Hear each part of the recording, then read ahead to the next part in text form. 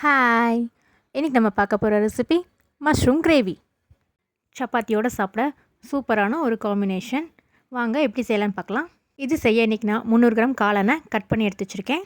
1/2 teaspoon மிளகாய்த்தூள், 1/2 teaspoon மல்லித்தூள், 1/2 teaspoon garam masala தூள், 1/2 டீஸ்பூன் பெப்பர் தூள், 1/2 டீஸ்பூன் உப்பு, 2 ஸ்பூன் தயிர். இது எல்லாத்தையும் நல்லா கலந்து எடுத்து வச்சுக்கோங்க. இது ஒரு 20 நிமிஷம் அப்படியே இருக்கட்டும். கடாய் வச்சுக்கோங்க. 1 ஸ்பூன் எண்ணெய் ஊற்றிக்கோங்க. 4 பெரிய வெங்காயம்,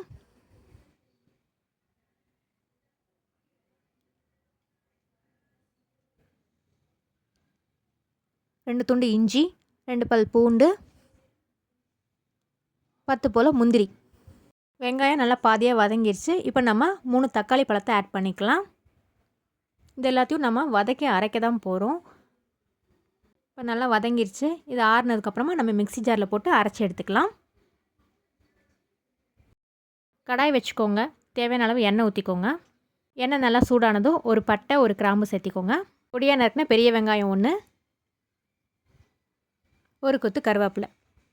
வெங்காயம் நல்லா ப்ரௌன் ஷேட் ஆகிற வரைக்கும் ஃப்ரை பண்ணிக்கோங்க. வெங்காயம் நல்லா வதங்கிடுச்சு. இப்போ நம்ம அரைச்சி வச்சிருந்த பேஸ்ட்டை சேர்த்துக்கலாம். கொஞ்சமாக தண்ணி ஊற்றிக்கோங்க. தண்ணி நிறைய சேர்த்திட வேணாம். கிரேவி திக்காக இருந்தால் தான் டேஸ்ட்டு நல்லாயிருக்கும். 1 டீஸ்பூன் மிளகாய்த்தூள், 1 டீஸ்பூன் மல்லித்தூள், 1/2 டீஸ்பூன் கரம் மசாலா தூள். நல்லா ஒரு வாட்டி கலந்து விட்டுருங்க. ஒரு கொதி வந்ததுக்கப்புறமா தேவையான அளவு உப்பு சேர்த்துக்கலாம். மசாலாலாம் போட்டு ரெடி பண்ணி வச்சுருந்த காளானை இதில் சேர்த்துக்கலாம். காளான் ஒரு 10 நிமிஷம் அப்படியே வேகட்டும்.